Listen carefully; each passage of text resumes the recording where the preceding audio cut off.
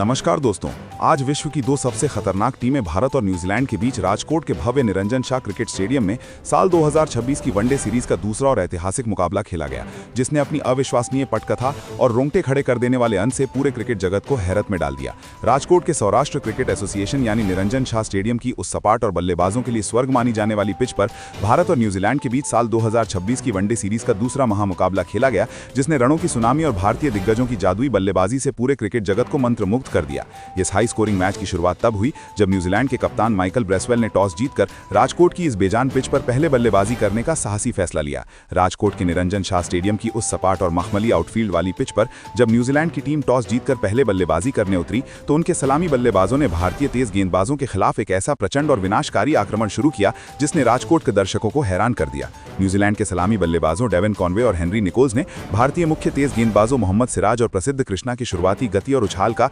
अत्यंत निर्दयी और रणनीतिक इस्तेमाल करते हुए पहले 10 ओवरों के पावर प्ले के भीतर ही रनों का एक विशाल अंबार लगाना शुरू कर दिया, जहां मैदान का कोई भी कोना न्यूजीलैंड के प्रहारों से अछूता नहीं रहा। न्यूजीलैंड की ओर से डेविन कॉनवे आज बहुत ही खतरनाक, बेखौफ और प्रलयकारी लय में बल्लेबाजी कर रहे थे, जहां उन्होंने भारतीय कप्तान शुभमन गिल की हर रणनीति को अपनी क्लासिकल बल्लेबाजी से ध्वस्त कर दिया। और खेल के 12वें ओवर में जब प्रसिद्ध कृष्णा अपना दूसरा स्पेल करने आए तो कॉनवे ने उनकी गति का फायदा उठाते हुए 3 शानदार दर्शनीय और कड़क चौके जड़कर न्यूजीलैंड के स्कोर को रॉकेट की रफ्तार दे दी। भारतीय टीम विकेट के लिए बुरी तरह छटपटा रही थी और आखिरकार भारत को पहली बड़ी सफलता खेल के 15वें ओवर में मिली। ओवर में गेंदबाजी करने आए जादुई चाइनामैन कुलदीप यादव ने दिलाई, जिन्होंने अपनी फिरकी के मायाजाल में निकोल्स को फंसा लिया, जिससे हेनरी निकोल्स फ्रंट फुट पर डिफेंस करने के प्रयास में गेंद की उस अतिरिक्त गति और तीखे उछाल से पूरी तरह मात खा गए और 40 गेंदों पर 35 रनों की एक संयमित पारी खेलकर आउट हो गए। उनकी इस ऐतिहासिक पारी में 4 शानदार कड़क चौके शामिल हैं। निकोल्स के पवेलियन लौटने के बाद डेविन कॉनवे और नए बल्लेबाज विल यंग ने भारतीय स्पिनरों वॉशिंगटन सुंदर और कुलदीप यादव के खिलाफ एक खूंखार मोर्चा खोल दिया और राजकोट की गर्मी में भारतीय फील्डरों को चारों दिशाओं में दौड़ने पर मजबूर कर दिया। डेविन कॉनवे आज अपनी श्रेष्ठता के चरम पर थे और उन्होंने खेल के 22वें ओवर में ऑफ स्पिनर वॉशिंगटन सुंदर की एक फ्लाइटेड गेंद पर आगे बढ़कर मिड विकेट के ऊपर से एक गगनचुंबी और विशाल छक्का जड़कर अपना जादुई, यादगार और ऐतिहासिक अंतर्राष्ट्रीय शतक पूरा किया, जिससे कीवी खेमे में उत्सव जैसा माहौल बन गया। हालांकि कॉनवे अपनी इस मैराथन और विध्वंसक पारी को और ज्यादा बड़ा या दोहरे शतक में तब्दील नहीं कर सके, क्योंकि प्रसिद्ध कृष्णा ने अपनी वापसी करते हुए उन्हें एक सटीक बाउंसर पर छकाया, जिससे डेविन कॉनवे सीधा प्रहार करने के प्रयास में 95 गेंदों पर 112 रनों की एक अत्यंत मूल्यवान व विध्वंसक पारी खेलकर आउट हो गए। उनकी इस ऐतिहासिक पारी में 10 कड़क चौके और 4 गगनचुंबी छक्के शामिल हैं। राजकोट के निरंजन शाह स्टेडियम की उस तपती दोपहर जब सलामी बल्लेबाज डेविन कॉनवे अपना शानदार शतक पूरा करके पवेलियन लौट चुके थे तो ऐसा लगा कि शायद भारतीय गेंदबाज अब मुकाबले पर अपनी पकड़ मजबूत कर लेंगे। लेकिन न्यूजीलैंड के मध्यक्रम के 2 सबसे विध्वंसक और खतरनाक बल्लेबाज डेरिल मिचेल और ग्लेन फिलिप्स ने एक साथ क्रीज पर कदम रखकर भारतीय टीम के उन मंसूबों पर पानी फेर दिया। इन दोनों आक्रामक बल्लेबाजों ने राजकोट के मैदान के चारों ओर रणों की एक ऐसी मूसलाधार और अविश्वसनीय बारिश शुरू की, जिसने न केवल भारतीय प्रशंसकों को खामोश कर दिया बल्कि भारतीय गेंदबाजी आक्रमण के आत्मविश्वास के परखच्चे भी उड़ा दिए। न्यूजीलैंड की रणनीति साफ थी कि वे किसी भी कीमत पर 350 रनों के आंकड़े को पार करना चाहते थे और इसके लिए डेरिल मिचेल ने अपनी प्रचंड शारीरिक शक्ति और जादुई टाइमिंग का अद्भुत परिचय देना शुरू किया, जहां उन्होंने भारतीय स्पिनरों और तेज गेंदबाजों को समान रूप से निशाना बनाया। डेरिल मिचेल आज किसी विनाशकारी मूड में नजर आ रहे थे और उन्होंने विशेष रूप से खेल के 38वें ओवर में अपना पहला अंतर्राष्ट्रीय मैच खेल रहे युवा तेज गेंदबाज हर्षित राणा के खिलाफ अपना रौद्र रूप दिखाया, जहां उन्होंने राणा की अनुभवहीनता का फायदा उठाते हुए उनकी लगातार 2 गेंदों पर 2 विशाल गगनचुंबी और दर्शनीय छक्के जड़कर पूरे स्टेडियम को सन्न कर दिया। इन छक्कों के साथ ही मिचेल ने न केवल अपना आतिशी और संघर्षपूर्ण अर्धशतक पूरा किया बल्कि न्यूजीलैंड के स्कोर को बहुत ही कम समय में 300 रनों के पार पहुंचा दिया, जिससे भारतीय कप्तान शुभमन गिल के माथे पर चिंता की लकीरें साफ देखी जा सकती थीं। मिचेल की यह विनाशकारी और प्रलयकारी पारी अंततः खेल के 44वें ओवर में मोहम्मद सिराज की एक अत्यंत घातक, तेज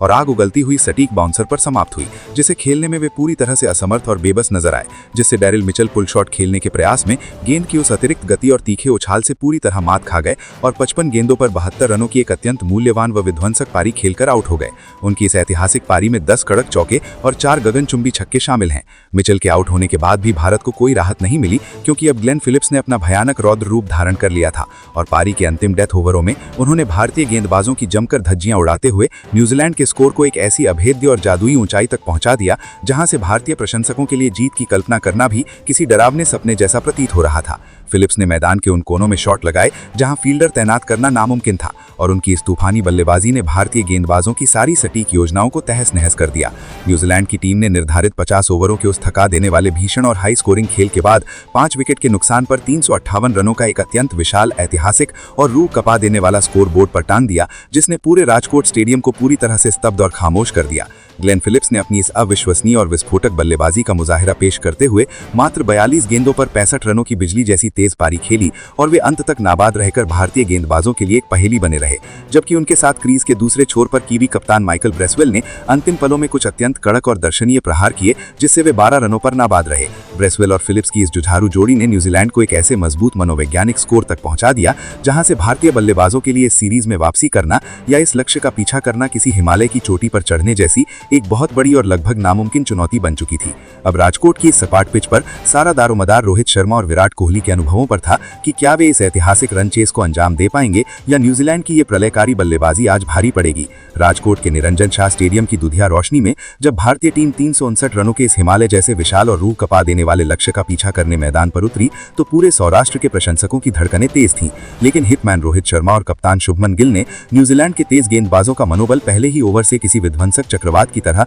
चकनाचूर करना शुरू कर दिया। इन दोनों सलामी बल्लेबाजों ने राजकोट की इस सपाट पिच को कीवी गेंदबाजों के लिए किसी शवशान में तब्दील कर दिया, जहां उन्होंने काइल जेमिसन और मैट हेनरी की गति का अत्यंत निर्दयी इस्तेमाल करते हुए पहले विकेट के लिए मात्र 18 ओवरों के अविश्वसनीय अंतराल में 165 रनों की एक अत्यंत ऐतिहासिक साझेदारी निभाई, जिसने न्यूजीलैंड के पूरे गेंदबाजी आक्रमण के परखच्चे उड़ाकर रख दिए। रोहित शर्मा आज अपनी उसी पुरानी अत्यंत खूंखार और महाविनाशकारी लय में नजर आ रहे थे जिसने उन्हें विश्व क्रिकेट का सबसे खतरनाक और बेखौफ ओपनर बनाया है, और उन्होंने न्यूजीलैंड के गेंदबाजों को मैदान के हर कोने में बाउंड्री के लिए दौड़ाया। जहां खेल के 20वें ओवर में जब न्यूजीलैंड की ओर से दोबारा गेंदबाजी करने आए 6 फीट 8 इंच लंबे काइल जेमिसन ने उन्हें बाउंसर से डराने की कोशिश की तो रोहित ने एक गगनचुंबी छक्का जड़कर मात्र 70 गेंदों पर अपना रोंगटे खड़े कर देने वाला जादुई अंतर्राष्ट्रीय शतक पूरा किया, जिससे पूरा राजकोट स्टेडियम रोहित के गगनभेदी नारों से गूंज उठा। रोहित शर्मा की बल्लेबाजी में आज वही पुरानी निडरता और टेक्निकल श्रेष्ठता नजर आ रही थी, लेकिन वे अपनी इस मैराथन पारी को करियर के एक और दोहरे शतक में तब्दील नहीं कर सके, क्योंकि वे कीवी स्पिनर आदित्य अशोक की एक गेंद पर बड़ा हिट लगाने के प्रयास में